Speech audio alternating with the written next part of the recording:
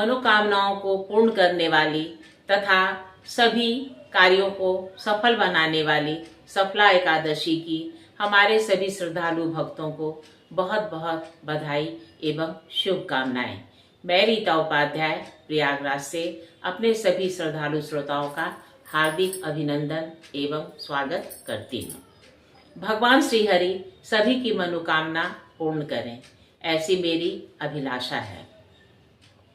महाभारत का युद्ध समाप्त हो गया था। महाराज युधिष्ठिर राज्यसभा में बैठे थे। उनका राज्याभिषेक हो गया था। उनके सभी भाई और सभासद राज्यसभा में उपस्थित थे। वे अपनी प्रजा के बारे में सोच रहे थे कि उनका जीवन कैसे सुखी बनाया जाए। वे हमेशा इसी चिंतन में लगे रहते थे। उन्होंने अपनी आंखें बंद की और अपनी प्रजाजनों के बारे में सोचते हुए श्री कृष्ण को याद किया। श्री कृष्ण को याद किया और केशव तुरंत ही अपने चिर परिचित अंदाज में मुस्कुराते हुए उनके सामने खड़े हो गए। उन्होंने कहा, हे महाराज, आपने मेरा चिंतन किया, कहिए आपको क्या कष्ट है। युधिष्ठिर ने सर्वप्रथम उन्हें ऊंचे आसन पर बैठाया और उन्हें प्रणाम किया। उन्होंने कहा, हे केशव, मैं चिंतित नहीं हूँ। हाँ, मैं अपनी प्रजा के बारे में हमेशा सोचता हूँ और उनकी भलाई का ही कार्य करता हूँ। इतना करने पर भी कभी कभी मेरी कोई प्रजा अपने कष्ट और फरियादों को लेकर मेरे सामने आती है तो मुझे बहुत ही दुख होता है। मैं सोचता हूँ सभी का जीवन सुखद हो और सफल हो। इस पर श्री कृष्ण ने कहा कि आप उसके लिए प्रयत्न क्यों नहीं करते हैं। इस पर युधिष्ठिर ने कहा कि मैं कौन सा व्रत और पूजन करूं जिससे कि मेरी पूरे राज्य की प्रजा सुखी हो जाए। इस पर श्री कृष्ण ने कहा कि आप पौष मास की सफला एकादशी का व्रत क्यों नहीं करते।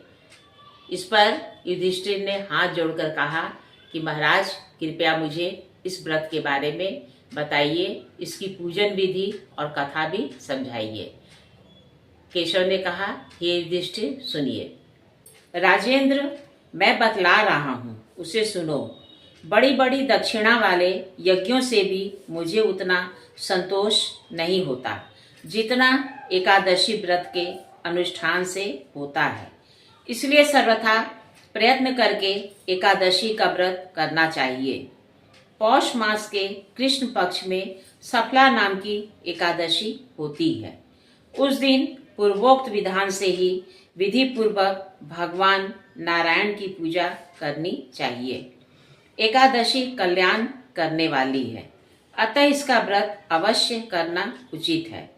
जैसे नागों में शेष नाग, पक्षियों में गरुड़, देवताओं में श्री विष्णु तथा मनुष्यों में ब्राह्मण श्रेष्ठ है, उसी प्रकार संपूर्ण व्रतों में एकादशी तिथि श्रेष्ठ है। राजन, सफला एकादशी को नाम मंत्रों का उच्चारण करके फलों के द्वारा श्री हरि का पूजन करें। नारियल के फल, सुपारी, बिजौरा, नींबू, जमीरा नींबू, अनार, सुंदर आंवला, लौंग, बेर तथा विशेषतः आम के फलों से देव देवेश्वर श्री हरि की पूजा करनी चाहिए।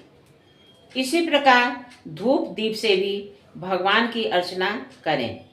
सफला एकादशी को विशेष रूप से दीपदान करने का विधान है। इस दिन चावल नहीं खाया जाता है। रात को वैष्णव पुरुषों के साथ जागरण करना चाहिए। जागरण करने वाले को जिस फल की प्राप्ति होती है वह हजारों वर्ष तपस्या करने से भी नहीं मिलता। नृपश्रेष्ठ, अब सफला एकादशी की शुभ कारिणी कथा सुनो। चंपावती नाम से विख्यात एक पुरी है जो कभी राजा महिष्मत की राजधानी थी। राजर्षि महिष्मत के 5 पुत्र थे। उनमें जो ज्येष्ठ था वह सदा पाप कर्म में ही लगा रहता था, पर स्त्रीगामी और वेश्या सख्त था। उसके पिता के धन को उसने पाप कर्म में ही खर्च कर दिया। वह सदा दुराचार परायण तथा ब्राह्मणों की निंदा करने वाला था। वैष्णवों और देवताओं की भी हमेशा निंदा किया करता था। अपने पुत्र को ऐसा पापाचारी देखकर राजा महिष्मत ने राजकुमारों में उसका नाम लुम्भक रख दिया। फिर पिता और भाइयों ने ही मिलकर उसे राज्य से बाहर निकाल दिया। लुम्भक उस नगर से निकलकर गहन वन में चला गया। वहीं रहकर उसने प्रायः समूचे नगर का धन लूट लिया। एक दिन जब वह चोरी करने के लिए नगर में आया तो रात में पहरा देने वाले सिपाहियों ने उसे पकड़ लिया, किंतु जब उसने अपने को राजा महिष्मत का पुत्र बताया तो सिपाहियों ने उसे छोड़ दिया। फिर वह पापी वन में लौट आया और प्रतिदिन मांस तथा वृक्षों के फल खाकर जीवन निर्वाह करने लगा। उस दुष्ट का विश्राम स्थान पीपल वृक्ष के निकट था। वहां बहुत वर्षों का पुराना पीपल का वृक्ष था। उस वन में वह वृक्ष एक महान देवता माना जाता था। पाप बुद्धि लुम्भक वहीं निवास करता था। बहुत दिनों के पश्चात एक दिन किसी संचित पुण्य के प्रभाव से उसके द्वारा एकादशी के व्रत का पालन हो गया। पौष मास में कृष्ण पक्ष की 10वीं के दिन पापी लुम्भक ने वृक्षों के फल खाए और वस्त्रहीन होने के कारण रात भर जाड़े का कष्ट भोगा। उस समय न तो उसे नींद आई और न ही आराम मिला। वह निष्प्राण सा हो रहा था। सूर्योदय होने पर उस पापी को होश नहीं हुआ। सफला एकादशी के दिन भी लुम्भक बेहोश पड़ा रहा। दोपहर होने पर उसे चेतना प्राप्त हुई। फिर इधर उधर दृष्टि डालकर वह आसन से उठा और लंगड़े की भांति पैरों से बार बार लड़खड़ाता हुआ वन के भीतर गया। वह भूख से दुर्बल और पीड़ित हो रहा था। राजन, उस समय लुम्भक बहुत से फल लेकर जो ही विश्राम स्थान पर लौटा त्यों ही सूर्यदेव अस्त हो गए। तब उसने वृक्ष की जड़ में बहुत से फल निवेदन करते हुए कहा, इन फलों से लक्ष्मीपति भगवान विष्णु संतुष्ट हों। यों कहकर लुम्भक ने रात भर नींद नहीं ली। इस प्रकार अनायास ही उसने इस व्रत का पालन कर लिया। वह समय सहसा आकाशवाणी हुई, राजकुमार, तुम सफला एकादशी के प्रसाद से राज्य और पुत्र प्राप्त करोगे। बहुत अच्छा, कहकर उसने उस वरदान को स्वीकार किया। इसके बाद उसका रूप दिव्य हो गया। तब से उसकी उत्तम बुद्धि भगवान विष्णु के भजन में लग गई। दिव्य आभूषणों की शोभा से संपन्न होकर उसने अकंटक राज्य प्राप्त किया और 15 वर्षों तक वह उसका संचालन करता रहा। उस समय भगवान श्री कृष्ण की कृपा से उसे मनोज्ञ नामक पुत्र उत्पन्न हुआ।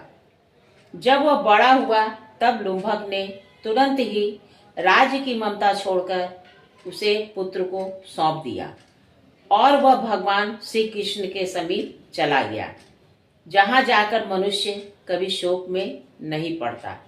राजन, इस प्रकार जो सफला एकादशी का उत्तम व्रत करता है वह इस लोक में सुख भोग कर मरने के पश्चात मोक्ष को प्राप्त होता है।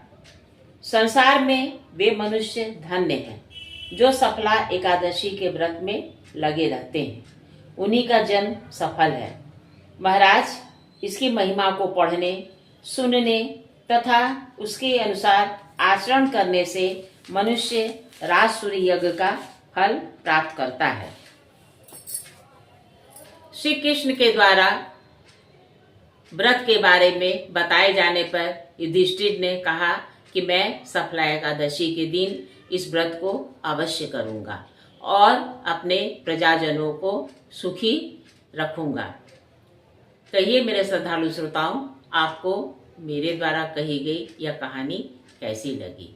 अगर अच्छी लगी है तो कृपया इसे लाइक और सब्सक्राइब कीजिएगा।